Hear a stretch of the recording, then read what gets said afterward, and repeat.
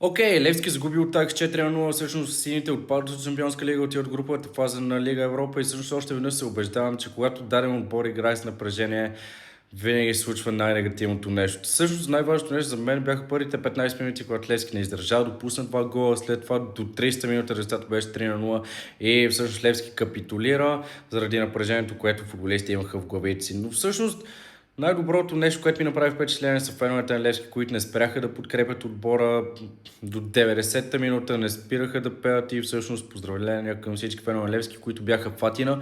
И най-негативното нещо, което си изваждам като нещо след матча е феновете на ЦСКА.